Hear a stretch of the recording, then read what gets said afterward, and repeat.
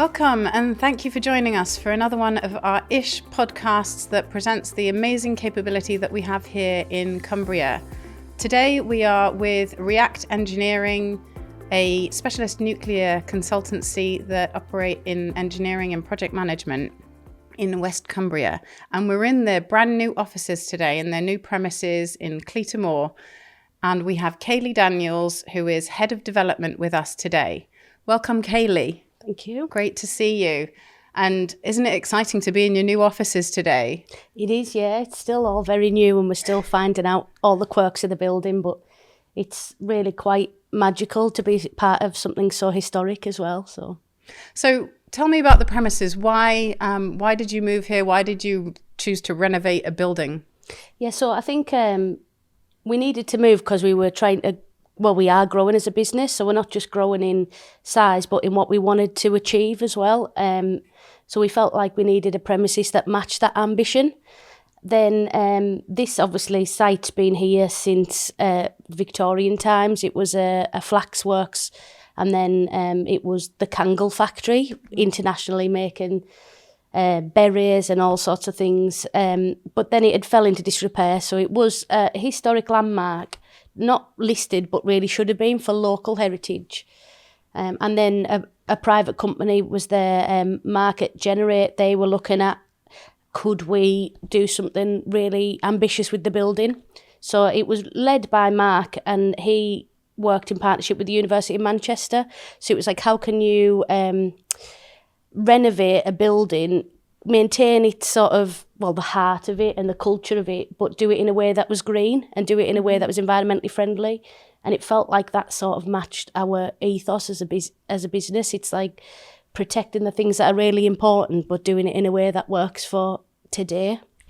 So yeah, I think it's really quite ambitious as a project, but it's paid off. Yeah, it looks amazing. It's really sensitively done because it's really retained that historic feeling about it. And I just love mill type buildings.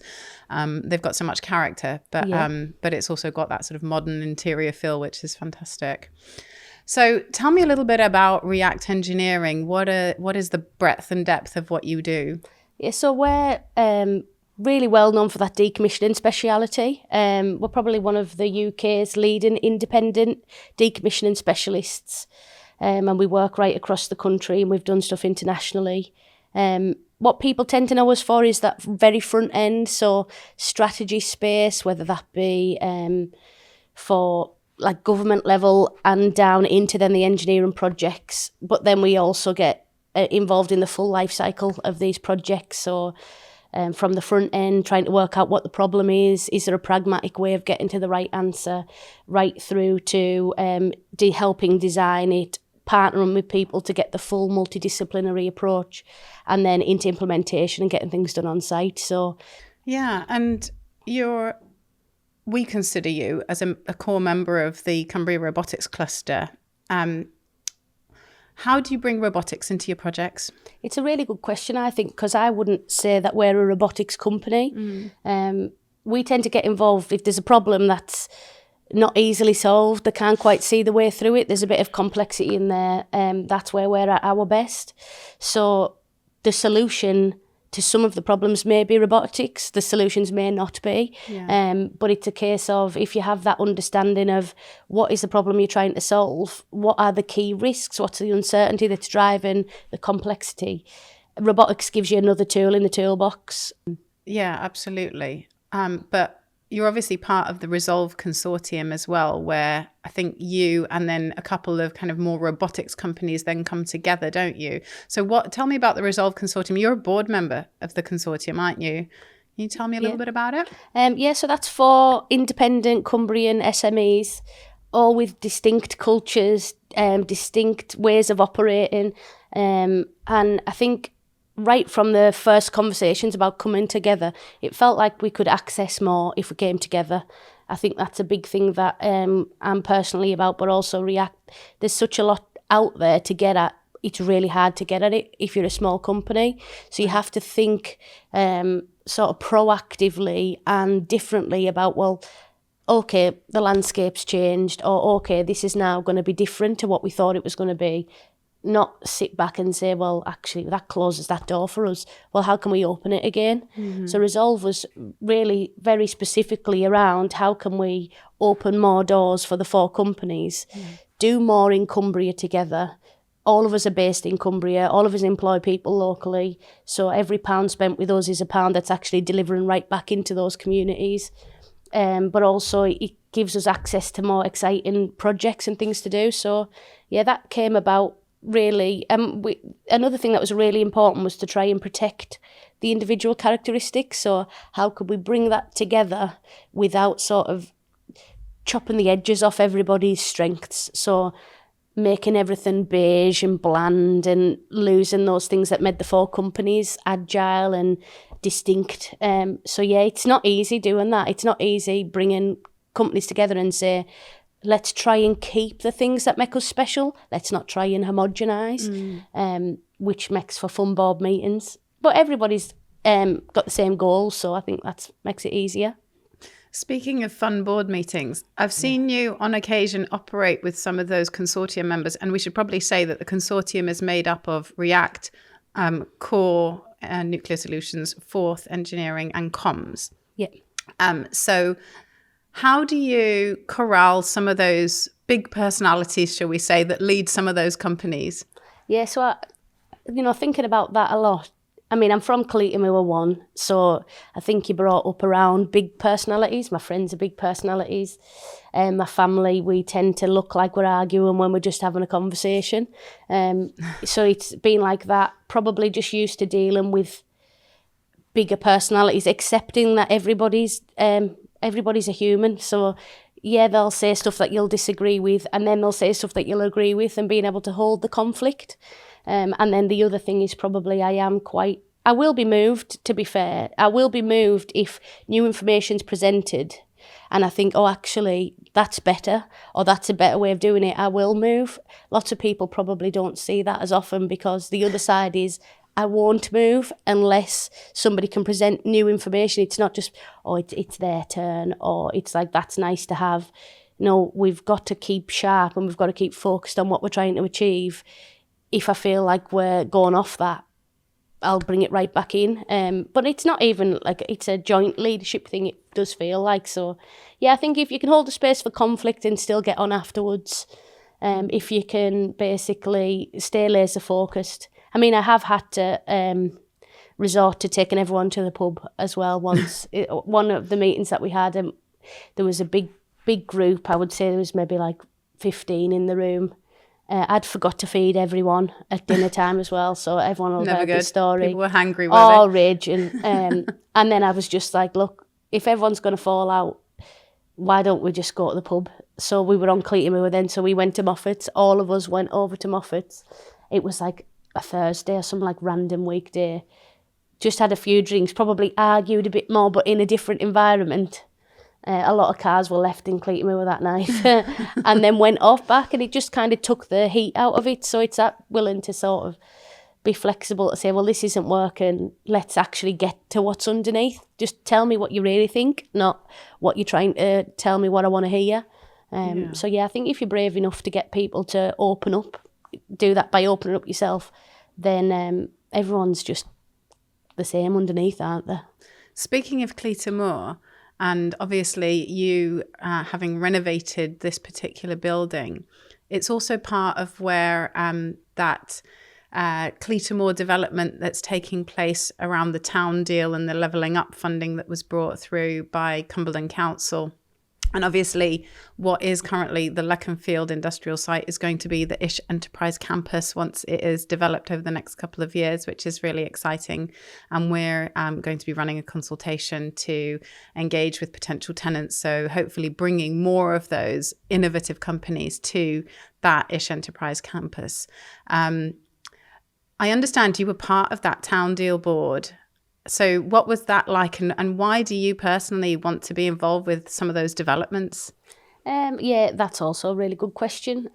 So I chaired the town board for what I would call the front end. Obviously, being part of React, that strategy piece is probably where my strengths lie, as opposed to in the execution of regeneration projects. But yeah, I think how I felt at the time, it was Pat Graham from Cumberland that had the conversation, was if you've got a skill set, Cleator Moor had a massive opportunity and was very fractured at the time.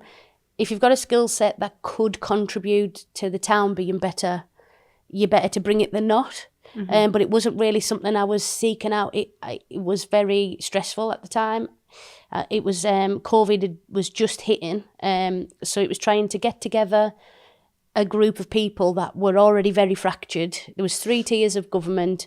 There was business, there was community representatives, there was everybody that wanted a stake out of this, because Cleator Moor had been, I would say, been starved of investment. Then somebody says, oh, you've got a chance of getting 25 million.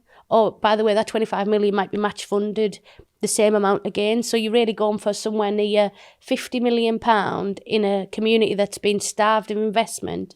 And we weren't ready as a town, really. We had some kernels of ideas, iSH being one of them. So that piece of, for me, it was very much about how can we leverage the capability that we've got in the town, increase accessibility to that sort of opportunity and use it as a springboard for the future. So everything was about, you can't look outwards without looking at where you are now. So really the nuclear part of it was, if you looked at anywhere else in the country and you looked at this area, what has it got that everywhere else hasn't? Well, yeah, it's got the NHS spending significantly, but actually the opportunities, and I will say opportunities with Sellafield and the decommissioning that's there, that's a lot of investment every year. So, and there's a lot of capabilities that's developed in and around that hub of activity that should be the starting point for any sort of future outward looking, future springboard.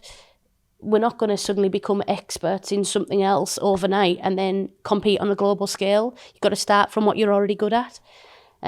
So then it was like that vision was there, but then it was all about how can you connect that in to connect to the heart of the community, so you're not sort of bolting this thing on the top over there and actually leaving the residents that are the most in need not benefiting from that. So then it was, how can you build a strategy that leverages that opportunity so that people in government actually want to give you the money, meet the really strict criteria of the fund as well. It was capital. It was very particular about what you could and couldn't invest in, but try and, I don't know, pull as much of that good into other areas to increase resilience and stuff. So, and speaking of West Cumbria and the developments here, what do you see as the opportunity for West Cumbria and for Cumbria in general now? Well, you know, I'll talk about what's there now as opposed to what's potential in the future, because I think we do have a tendency in this area to think about the next thing all the time and forget about the thing that's here now. But yeah, there's over £2 billion of taxpayers' money invested down the road here.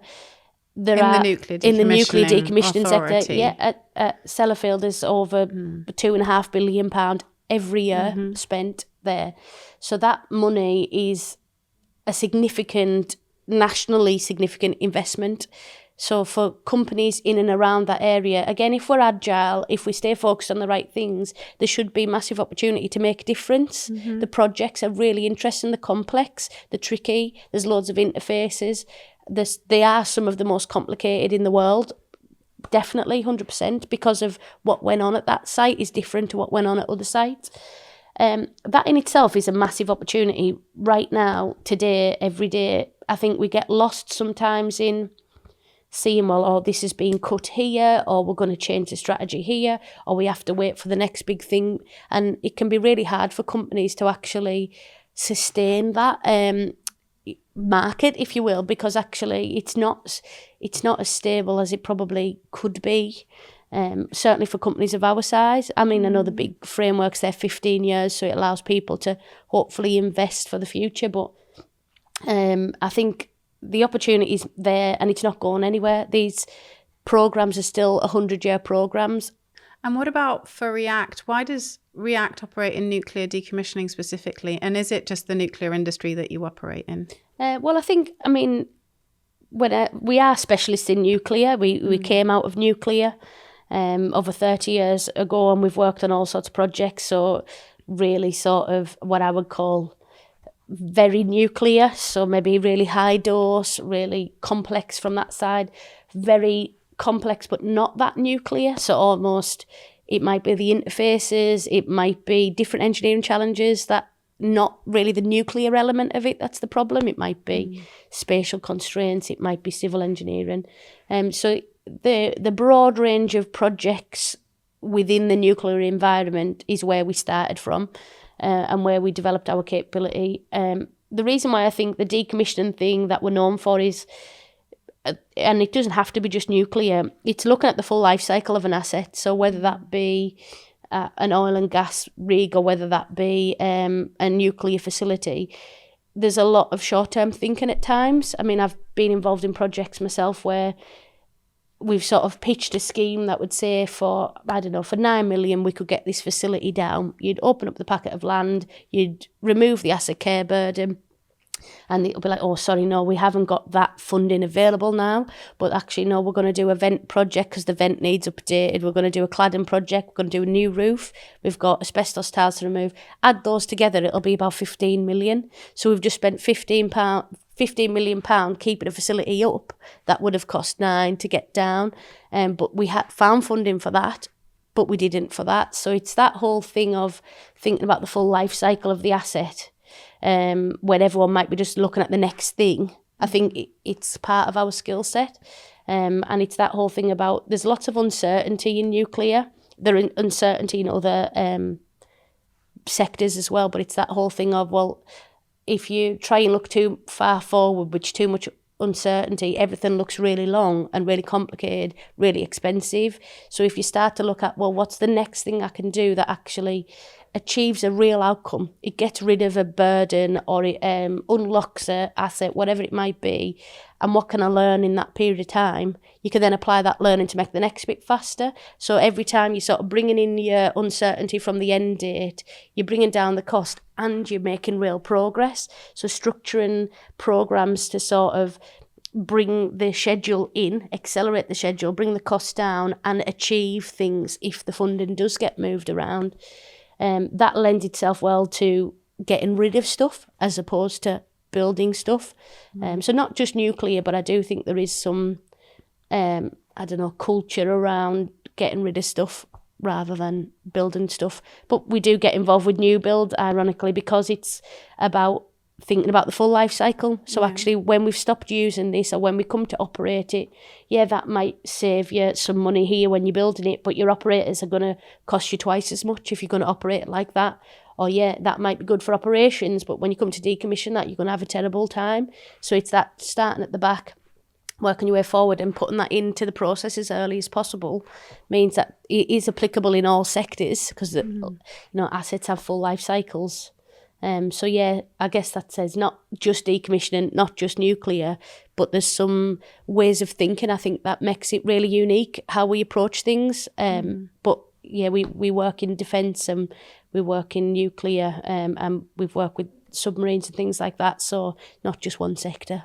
And tell me about the React Foundation, because that's a key part of the organisation as well, the business. Yeah, it is, and it's separate, and we have separate trustees, so from lots of different backgrounds. I am a trustee, and Phil Redfern's just taken over as the chair, so it's really exciting. It feels like a new chapter for the foundation. It was set up after 10 years of business, and I think the founders of React wanted to create something lasting, like a legacy. And again, I think it's really important to work within the spheres that So, they wouldn't necessarily set up an art charity because they're not experts in art, but what they did know is about STEM and exciting projects and getting people engaged and infused. We set that up, and then basically originally it was about funding kids to go off, stay in education, go to university, and we had a bursary scheme there. Then we looked at, well, actually, if they're already picking those A-levels, if they're already at the point, could we do more? And that's where we started with the science shows. So I think they are a good, probably nearly 20 years now of the science shows. And that is up to 8,000 kids every year. I think probably you'll remember it when it was the National Science Museum from London, and it was about giving our kids an experience that kids near London will have. So let's bring that to them. Last year we launched our first partnership with the Royal Institution, and that was totally different, but really, really refreshed, exciting, and bigger. So the Royal Institution Roadshow, we called it. So again, they don't do this anywhere else in the UK. So this is us giving our kids an opportunity that they wouldn't get anywhere else as part of the Royal Institution. So that'll be, again, like a national significant thing. But yeah, we do lots of other stuff with the foundation as well. It's a bit, I always see it as like a pipeline of trying to keep kids engaged with education primarily, and then actually for the ones that have got a passion or a capability to see the science and the technology, engineering and maths differently, see it as something that's as fun as PE or as fun as art, and keep the fun injected in it. We'll be going to Oxford again, and we've ran that for 4 years with kids from Cleator Moor and Frizzington, and that's at that transition, so year 6 to year 7. So these kids are just starting on the next journey. So again, if you can keep them really engaged and say, well, actually, there is a point to staying in school, there's a point to going, and there's a future there that I can craft for myself. It is really, really special. And what about you? You're obviously really passionate about STEM skills. What's your background? My background is like quite convoluted. So I went to school locally, like I said, from Cleator Moor. I did a year in industry at React when I was 18, so I didn't know what I wanted to do. I did like maths, physics, electronics at A level, but I was typical 18-year-old in West Cumbria. I didn't really know what I wanted to do, so I took a year in industry here. Probably shouldn't say, but I'll say it anyway. About halfway through, I was like, if this is the rest of my life, I actually do want to go to uni. Like this work and crack, because I've worked in the co-op. I'd worked in Cleator Moor co-op, loved it. It was a good laugh, and you would like race each other to get your aisle looking the best aisle and stuff. And don't get me wrong, there was loads of fun stuff in React. I did my project with High Def. That was one of the spin-out companies that was looking at like forward motion in aeroplanes. So I had nuclear stuff, I had airplanes. It was all really cool. But just that sort of like 9 to 5 every day, I was like, wow, is this it? So then I went to uni. I went to Glasgow, but I ended up dropping out. I dropped out and went back into industry, and I moved down south, and then I had loads of random jobs to start with, like temping, what felt like millions of little random jobs. And then I went to work at a surveying company in Hertfordshire, and I really enjoyed that. And then I went to work at Network Rail, so I was in Network Rail's head office. And then I was, I had my children around at that sort of time as well. I had 2 of them down there, and I've got 1 full Cumbrian, as I would call her, because she's the only one born in Cumbria. So yeah, I was working at Network Rail in their head office. I really enjoyed Rail. I found lots of things that were challenging, like investigating broken rails. I was in track geometry for a while and stuff. So I think I always still ended up tending towards the technical stuff and enjoying solving problems, but not really having this path set out. And when I did move down south, I started studying with the Open Uni. So I had my eldest, she will have been a baby, so she'll have been 1. And I just really wanted to do something to keep my brain active. So I started doing my physics degree, because that's what I was doing at Glasgow before I dropped out. I started doing my physics degree with the Open Uni, and this is in 2010. And then, so I carried on doing that while I lived down south. I had Scarlett, like my next daughter, carried on doing that, then moved up here and started working at React. And then I found that actually, certainly to start with, and then I had Edith, I had my youngest, so I had three girls under 5, and I was working full time, and I was trying to do a physics degree just for fun on the side. So I put it on pause for a bit, and then got all that sort of, I would call it like brain scratching satisfaction out of the projects that I worked on at React, because they were tricky, and it was like, there was a people element, and then there was like a technical element. So more complicated than quantum physics, I would say. I still think it is. I think when you throw all of the networked sort of assurance process and the people dynamics and what individuals are going on, and then put a complex engineering problem in amongst that bit, that is more complicated than quantum physics at any day of the week. So I was getting that itch scratched, and then I think it was about, I don't know, maybe like 4 years ago, don't know how many years ago, I had a choice. Basically, you get a certain amount of time to finish it, and I was about halfway through. Right. So it was like, actually, do you just put that to bed? Maybe I had a HNC, I think, in natural sciences. Put that to bed, or do you just go all in and finish it? So obviously, maybe me, I was like, I'll just go all in and finish it. So for the past sort of 5 years, I've been doing my physics degree in my spare time. Wow. I say spare time, whatever time between like running around after 3 kids and working here. And I just finished it last year. And so, yeah, I graduate this year. And I loved it. I genuinely did love it. It was really, really hard. But it was just, if you've been dealing with lots of people stuff all day, then to go home and actually get back into equations or like a different sort of fun, I call it like a different type of fun. I can have fun in a people environment, but actually just like sort of quiet, systematically working through stuff to get like a nice, elegant solution at the end. I actually find that really therapeutic and fun. So yeah, I did a physics degree, just finished it.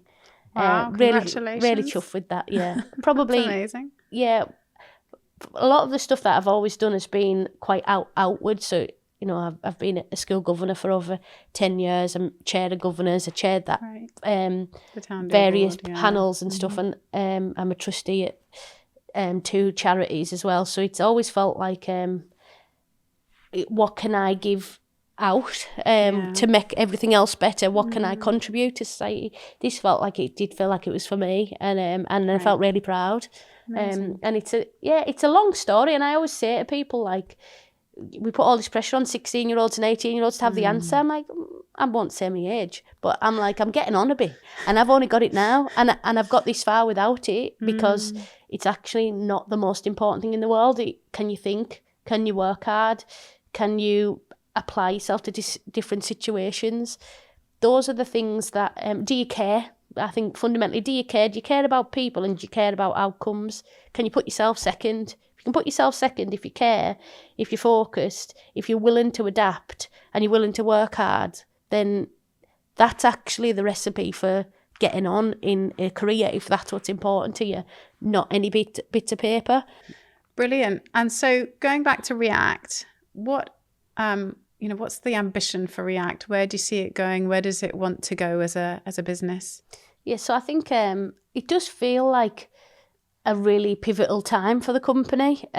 So yeah, we do have diverse sectors, but actually I think what we really want to do over the next 3 years, 5 years is really cement some of that diversity into our core business. So at the minute, I wouldn't be able to say exactly what the percentages are, but, you know, nuclear decommissioning is by far the biggest leg. We do have a significant defence portfolio, but it's like, well, actually, we probably need another one as well. So how can I think sustainability is going to be through diversity. We've been, I wouldn't say hit hard, that sounds like a negative thing, but these past couple of years there's been a lot of change, more than a couple of years actually, I would say maybe the last 3 years, across the sector. Right. So it's when you start to see that systematic change of all of your routes actually getting harder, or people saying, oh yeah, we do need you, but we just need to get this in place. Well, actually your duration might be, it'll take you 12 months, 18 months. Businesses have 3 months to basically be able to stay in business usually. So that sounds great, but if it's not going to actually deliver anything in the next 3 months and this is getting closed off, how do I fill that gap? And actually, how do you fill that gap quickly to be able to keep people in jobs, keep the businesses sustainable? So I think that's really has pushed where we wanted to go anyways, but with a greater sense of urgency of we need to really bake in that diversity. And we've got the Warrington office that's been open for a while now as well. So we have got different geographical bases. We were willing to open up more if that's the right thing for the work. But yeah, I think it's an exciting time as we sort of diversify our portfolio, get bigger contracts and more sustainable routes outside of the area, hopefully to maintain that really important relationships. I still say that, nuclear decom have some of the most interesting projects, and those most globally interesting projects are, like, we can probably see them if we looked out the window.